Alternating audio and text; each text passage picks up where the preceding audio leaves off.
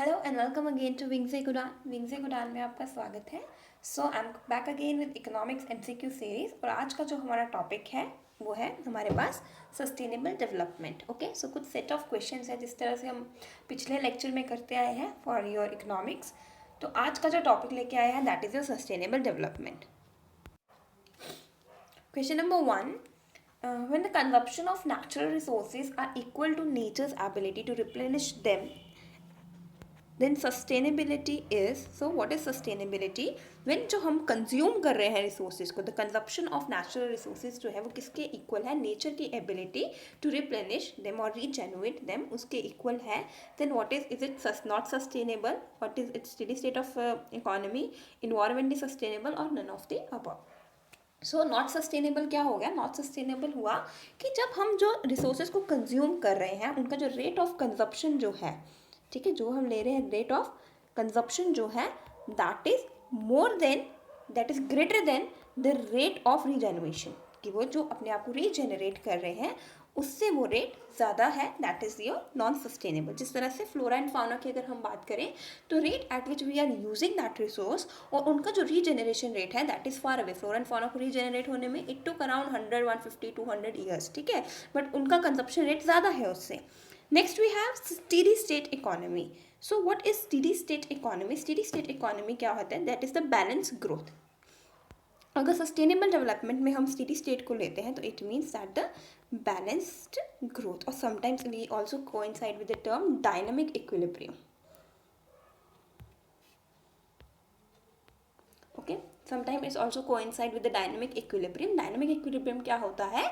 जब हमारा जो फॉरवर्ड एंड रिवर्स प्रोसेस है रिसोर्सेज को यूज़ करने का that is having the same rate, means जो हमारा जो कंजप्शन रेट है नेचुरल रिसोर्सेज का वो इक्वल है उनके रीजेन्युएशन रेट से, उनके रिप्लेनिश रेट से इक्वल है।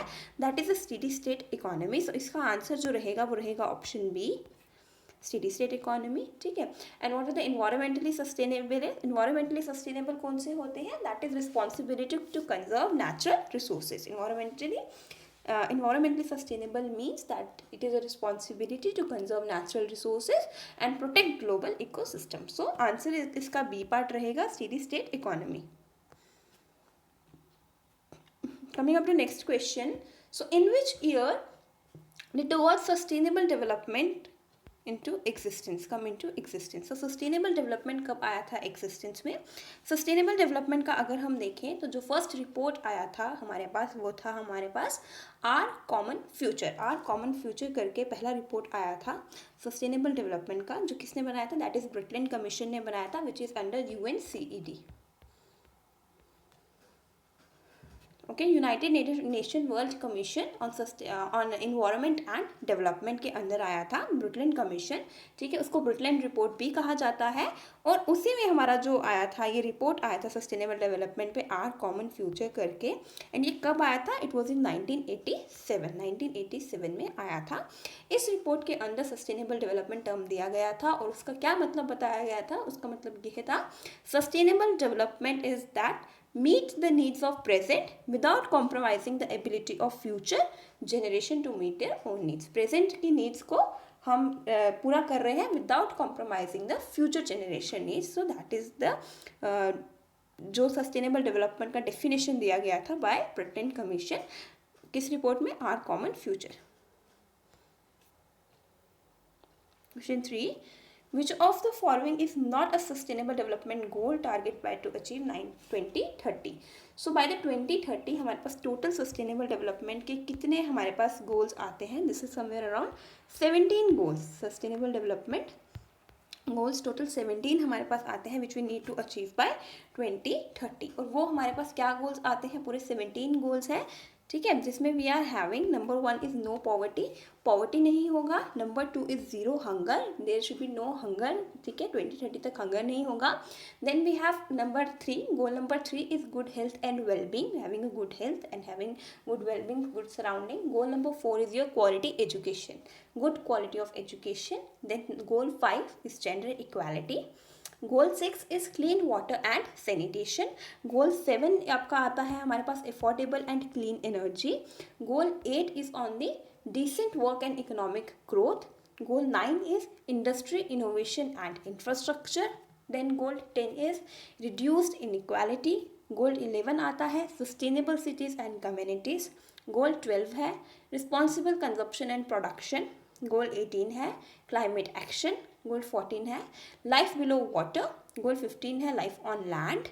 And 16 है peace and justice strong institutions. And 17 is participation to achieve the goals. So total हमारे पास देखें तो हम sustainable development के goals जो हमको achieve करने हैं by 2030 that are 17 goals. So it is saying which of the following is not sustainable development goal. कौन सा है? नहीं है. So gender equality, zero hunger, good health and well-being और space research. तो answer D is the right option. Space research is not a goal. Space research हमारे पास sustainable development का goal नहीं है.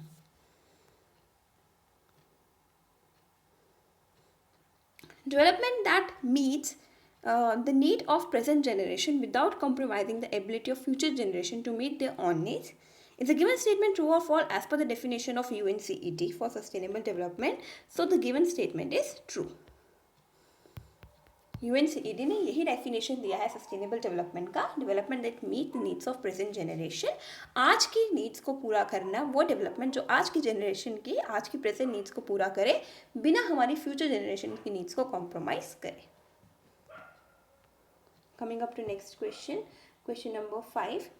So which of the following is not part of sustainable development goal target to be achieved by 2030? तो इसमें से कौन सा जो है is not a goal? Providing free primary and secondary schooling to all boys and girls, this is one of the target. कि हमारे पास क्या था? क्वालिटी एजुकेशन था. Universal access to quality higher education, equal access to affordable vocational trainings, free higher education to all. So which of them is not a goal? So इसमें देखो quality education जो था हमारा sustainable development का goal number 4 था, that is quality education. And now what is quality education? Quality education की अगर हम देखें तो further हमारे पास क्या आते थे, that is by 2030 ensure all men and women, male and female get affordable quality education plus vocational training. तो ये रहेगा हमारे पास affordable quality education, technical education, quality education and plus vocational training. Next जो था that is the goal ensure all and boys get girls and boys goal ensure all girls and boys get complete free primary and secondary schooling. So complete primary and secondary schooling free. Next it is also universal access to quality higher education. तो जो नहीं है that is free education to all. It is saying कि education जो है quality education का access होना चाहिए with the everyone. It is not mandatory कि वो फ्री हो हर किसी को, ठीक है. एंड ऐसे भी हायर एजुकेशन फ्री नहीं हो रहती है, सेकेंडरी एजुकेशन ही हमारे पास फ्री रहती है, दैट है प्राइमरी जो हमारे पास प्राइमरी एजुकेशन रहती है. Okay, moving up to next question, question number 6. With reference to solar water pumps, consider the following statements. Statement 1. Solar power can be used for both running pumps and submersible pumps. And statement 2. Solar power can be used for running centrifugal pumps and not ones with the piston. So which of the following statements are not correct? Now what is the solar power? We know कि जो हम सन की solar energy को trap करके हम जो से energy ला रहे हैं that is the solar power. तो सोलर पावर जो है वो हमारे पास दोनों के लिए यूज़ होता है, for the running pump and for submersible pump. So what is running pump and submersible pump? देखो submersible pumps are for the under water and for the water line system. We have running pump for the water line system पे and submersible for the under water. So solar power pumps जो है वो दोनों के लिए इस्तेमाल होता है. तो first statement is correct. Solar power can be used for running centrifugal pumps and not ones with the piston. So statement 2 जो आपका है that is incorrect, क्योंकि जो भी pumping action रहता है that is even the cyclical and it can be driven from the piston, screw, gears, rollers. So the statement 2 जो आपका आएगा that is incorrect. So option B is right answer. Then only statement 2 is incorrect. Statement 1 is correct. Coming up to next question, question 7. What are the strategies for sustainable development? अब कौन से strategies हैं for sustainable development that can be adopted कि हमारे पास जो sustainable development ठीक से रहेगा. Option A, compromising on the needs of the present generation with respect to future generation. So this is also कि हम प्रेजेंट जनरेशन की नीड्स को थोड़ा कॉम्प्रोमाइज़ कर रहे हैं ताकि हमारी फ्यूचर जनरेशन में चीज़ें पूरी हों. सो this is true. Relying more on organic farming. What is organic farming? Organic farming is जहाँ पे हम पेस्टिसाइड्स, केमिकल्स का कम यूज़ करते हैं. We are using less synthetic fertilisers. Synthetic pesticides का यूज़ कम कर रहे हैं and all we are using that as natural fertilisers और नेचुरल पेस्टिसाइड्स. तो वो हमारे पास आता है organic farming. Next is safeguarding the habitat of indigenous communities like flora and fauna, preserving them. So all of the above is right answer. Strategies for sustainable development में तीनों ही आएंगी कि हम प्रेजेंट जनरेशन की needs को compromise कर रहे हैं with respect to future generation ताकि फ्यूचर में हम उसको यूज़ कर सकें. We are more relying on organic farming. क्यों ऑर्गेनिक फार्मिंग पे? ताकि हमारा जो है सॉइल पोल्यूशन इतना ज़्यादा ना हो विद यूजिंग केमिकल्स. जब हम केमिकल्स यूज़ करते हैं सॉइल पे, देन ये सिंथेटिक फर्टिलाइजर्स यूज़ करते हैं, पेस्टिसाइडर्स यूज़ करते हैं, सो उससे हमारा सॉइल डिग्रेड होता है. There is a degradation of soil. So relying more on the organic farming and then safeguarding the habitat of indigenous communities like flora and fauna, we are saving them. So all of the above is can be considered as strategy for sustainable development. Question 8. One of the conventional source of energy is, so conventional source of energy कौन सा है? Wind energy, tidal energy, hydroelectric energy और none of the above. Okay. So conventional कौन से होते हैं हमारे पास? Conventional source of energy are non-renewable. ठीक है. Conventional source of energies are non renewable source of energy and non conventional जो हमारे पास आते हैं non conventional source of energy, these are renewable sources of energy. So wind energy, tidal energy, hydro electric energy किस में आते हैं हमारे पास? Non conventional source of energy में आते हैं. कन्वेंशनल सोर्स ऑफ एनर्जी में हमारे पास कौन से आते थे? थर्मल एनर्जी, कोल थर्मल एनर्जी जो है वो कन्वेंशनल में आ जाएगा हमारे पास. देन पेट्रोलियम का हमारे पास कन्वेंशनल में आ जाएगा. सो द रिसोर्सेज जो हमारे पास नॉन रिन्यूएबल हो, that all comes under your conventional source of energy. and India का जो main source of energy if we say that is your coal. ठीक है. कोल थर्मल पावर प्लांट्स जो है that is the main source of energy in India. इसमें जो wind energy है, tidal energy है and the hydro electric energy है, these are non conventional sources of energy और renewable sources of energy. Okay, coming up to next question, question number 9.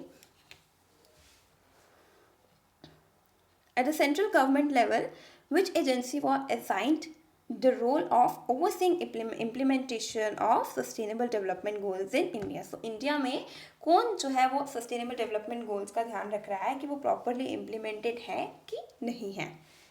So what are the options? TERI, the Energy Resource Institute. Next we have Niti Aayog, Center of Environmental and Sustainable Development India, and then we have Controller and Auditor General of India. So इसमें आपके पास क्या है? नीति आयोग. नीति आयोग ही है जो India में ध्यान रखता है, जो कि जिसके ही अंडर हमारे पास है कि प्रॉपर इम्प्लीमेंटेशन हुआ है सस्टेनेबल डेवलपमेंट गोल्स का और not. What is TERI here? The energy resource institute. TERI का ओवरसी करता है for the research, more on the research based, that environment पे, देन सस्टेनेबल डेवलपमेंट पे, एनर्जी पे, and it is not for profit organisation. Okay, moving up to next question, question number 10. Which of the following sustainable development goal will target water availability permanent by the 2030? तो कौन सा गोल था जो water availability के बारे में बात कर रहा है? That is your sustainable development goal number 6. Question 11. What is the rank of India in Sustainable Development Report 2020? So again पहले हमें देखना है कि किस ईयर का रिपोर्ट बोल रहा है. That is saying about 2020. So sustainable development report 2020 में इंडिया का रैंक था 117 और टॉप पे कौन था 2020 में? That is Sweden.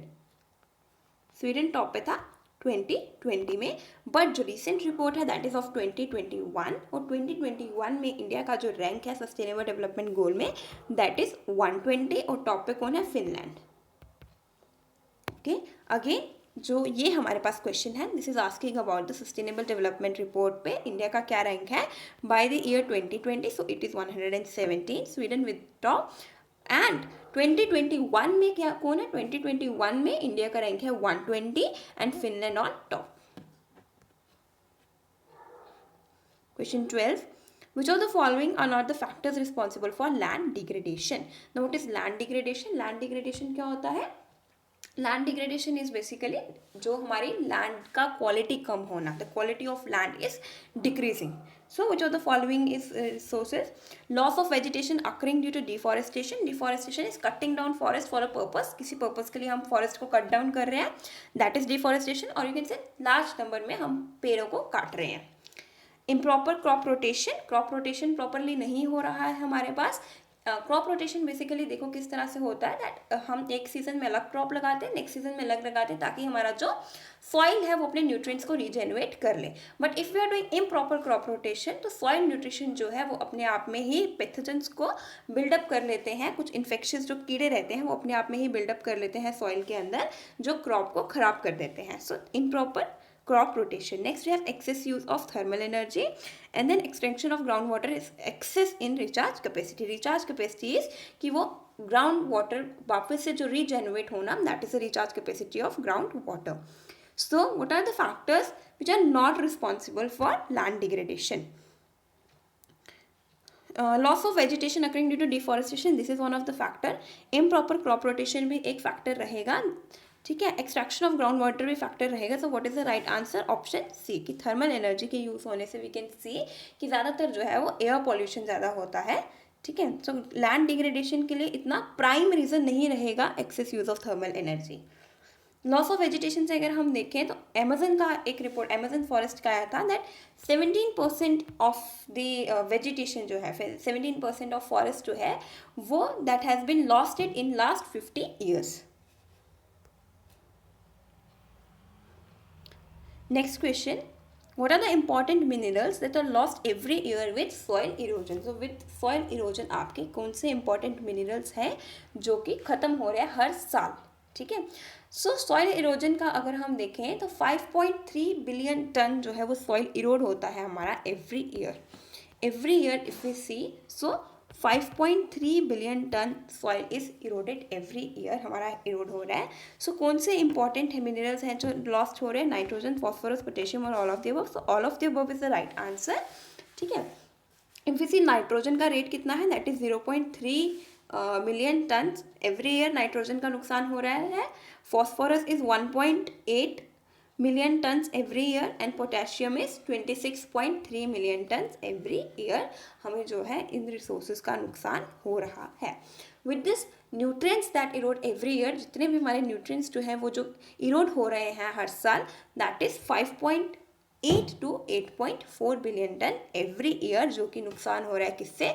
Soil erosion से. सॉइल इरोजन का भी अगर हम मेन रीज़न देखें सॉइल इरोजन का क्या है, दैट इज़ डिफॉरेस्टेशन. क्योंकि कहते हैं ना कि जो हमारे ट्रीज जो रहते हैं उनकी जो हमारे रूट्स रहती हैं वो सॉइल्स को जकड़े रखती हैं. In case of any flood या हैवी रेन्स में सॉइल्स को पकड़े रखते हैं. बट विद द डिफॉरेस्टेशन हमारे पास रूट्स नहीं रह रही हैं. So this becomes the main reason for soil erosion, कि हमारे पास डिफॉरेस्टेशन ज़्यादा हो रहा है. And with the soil erosion these are the important minerals, और ये उनके रेट्स हैं कि कितने रेट्स पे ये हमारे पास जो है वो इरोड हो रहे हैं एवरी ईयर, ठीक है. ऐसे ही कुछ और क्वेश्चंस हैं विच आई फाउंड कि ये थोड़े इंपॉर्टेंट हैं from the view point of exam. अगर आपको लगता है कि और भी क्वेश्चंस होने चाहिए इस पर, तो do comment down. I will come up with another set of question for sustainable development. अभी आपका क्वेश्चन नंबर 14 है. The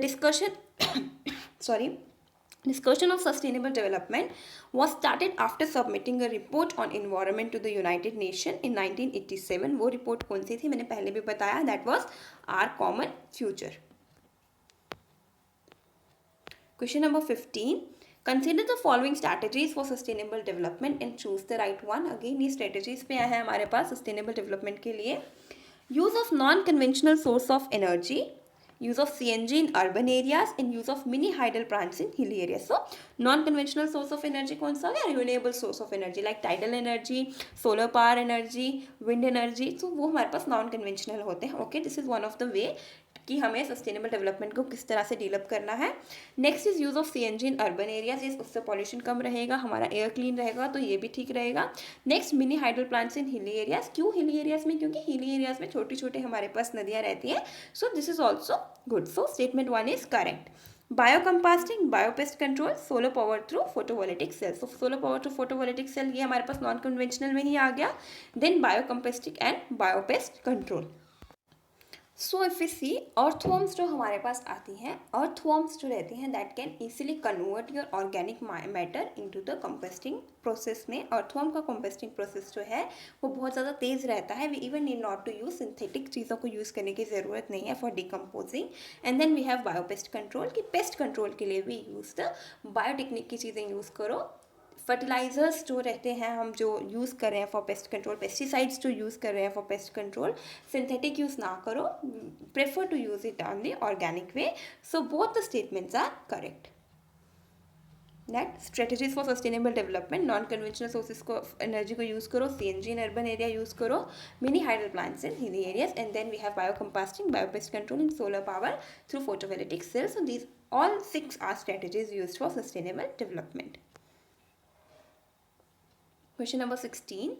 What are the Herman Dell's rule of sustainability? So who is Herman Dell? Herman Dell कौन था? He is one of the ecological economist. ठीक है, जो recently जिसे sustainable development को define किया है हरमन डेले ने, को नोबेल प्राइज भी मिला है for that. ठीक है. So option A, withdrawal of resources cannot exceed regeneration of resources. जो रिसोर्सेज को विड्रॉ का रेट है, यूज़ ऑफ रिसोर्सेज का जो रेट है वो एक्सीड ना करे रिसोर्सेज के रीजनरेशन रेट से. So this is also one of the rule. Waste generation cannot exceed ecosystem ability to process waste. तो सेम ही रहेगा ये कि वेस्ट जनरेशन जो है वो इतना ज़्यादा ना हो कि वो इकोसिस्टम की कैपेसिटी से, जो कैरिंग कैपेसिटी है इकोसिस्टम की, उससे बाहर हो. For non-renewable resources, rate of depletion should not exceed the rate of creation of renewable resource substitutes. कि उनके substitute से ज़्यादा जो है उनका resources का rate ज़रूरी ना हो. So all of the above is the right answer. ठीक है. So that are all included in Herman Dell's rule of sustainability. With this, Herman Daly ने ये भी बोला था कि ह्यूमन पॉपुलेशन के लेवल को लिमिट करो with the carrying capacity of environment. Human population with जो हमारे पास कैरिंग कैपेसिटी है इन्वायरमेंट का, उसी के अंदर होना चाहिए. टेक्निकल प्रोग्रेस जो है वो इनपुट एफिशिएंट होनी चाहिए, not input consuming. Input consuming ना हो, इनपुट एफिशिएंट हो. देन रिन्यूएबल रिसोर्सेज जो है वो उसी रेट से एक्सट्रैक्ट किए जाए जिस रेट से उनको सस्टेन किया जाए वापस में. रेट ऑफ एक्सट्रैक्शन जो है वो रेट ऑफ रीजनरेशन से ज़्यादा नहीं होना चाहिए. नेक्स्ट, जो भी इनएफिशिएंसीज हैं आउट ऑफ द पॉल्यूशन, उनको भी हम करेक्ट करें. ये किसने दिया था ये सब कुछ? That was all given by the Herman Daly, who is a ecological economist, and he even received a Nobel prize for it. Question 17. How many sustainable development goal has been adopted by General Assembly UNCD? तो कितने goals थे? I already told 17 goals थे total हमारे पास for sustainable development. Question number 18. To what is Montreal Protocol related? Montreal Protocol किससे related है? So Montreal Protocol prevention of ozone depletion, preventing the increase in Earth's temperature, prevention of loss of biodiversity, or none of this. So it is related with the prevention of ozone depletion. With Montreal Protocol, एक हमारे पास और आता है Kyoto Protocol. Kyoto Protocol is related with the limited use of the limit the use and reduce the use of greenhouse gases emission, जो कि अर्थ के temperature को increase करती हैं. सो कायोटो प्रोटोकॉल आता है उसके लिए to limit and reduce the use of green house gases. Question 19. Consider the following statement. So क्या स्टेटमेंट्स हैं हमारे पास? Sustainable development goal were first proposed in 1972 by global think tank called club of Rome. तो ये तो गलत है. We know sustainable development कब आए थे? 1987 ब्रिटलैंड कमीशन में, UNCED के अंदर. Sustainable development goal have to be achieved by 2030. This is so true. So कौन से स्टेटमेंट्स इसमें करेक्ट है? So second statement is correct. Only the second statement is correct, जिसमें था कि सस्टेनेबल डेवलपमेंट को बाय द ईयर 2030 तक हमको अचीव करना है. और ये कौन लेके आया था? ब्रिटलैंड कमीशन में आए थे इन UNCED year of 1987. Next question. Phenomena of ozone depletion is caused by, ozone depletion हमारे पास किससे हो रहा है? We have volatile chlorinated hydrocarbons, emissions from thermal power plants, combustion of urban waste और excessive use of nitrogen. So किससे हमारे पास ozone depletion हो रहा है? So reason 1, 2, combustion of urban waste भी होगा. So all three A, B and C are responsible for ozone depletion. Option C is the right answer. Excessive use of nitrogen से we are having हमारे पास soil pollution हो रहा है, soil pollute हो रहा है, बट वो ओजोन को इतना नहीं इफेक्ट कर रहा है, डायरेक्टली इफेक्ट नहीं कर रहा है, एटलीस्ट वी कैन से कि डायरेक्टली इफेक्ट नहीं कर रहा है एक्सेसिव यूज ऑफ नाइट्रोजन. सो हमारे पास 3 आते हैं कि वॉलेटाइल क्लोरिनेटेड हाइड्रोकार्बन्स जो है ओजोन डिप्लेशन का रीजन बन रहे हैं, emission of thermal power plants is also a reason and combustion of urban waste is also a reason for ozone depletion. So ये 20 सेट ऑफ क्वेश्चन था on sustainable development. Even if you guys feel कि ये कम है questions, हमें sustainable development में और चाहिए, तो कमेंट डाउन, हम एक और सेट ऑफ क्वेश्चंस लेके आएंगे जो कि हमारा सस्टेनेबल डेवलपमेंट पे होगा. Okay, so stay tune with wings एक उड़ान. विंग्स एक उड़ान के साथ बने रहें. विद दिस हमारे अगले भी MCQ सीरीज आते रहेंगे JKPSI के लिए, एंड वी होप मेरा पूरा योगदान रहेगा कि आपका JKPSI इकोनॉमिक्स सेक्शन तो एटलीस्ट अच्छा ही जाए. Okay, so thank you.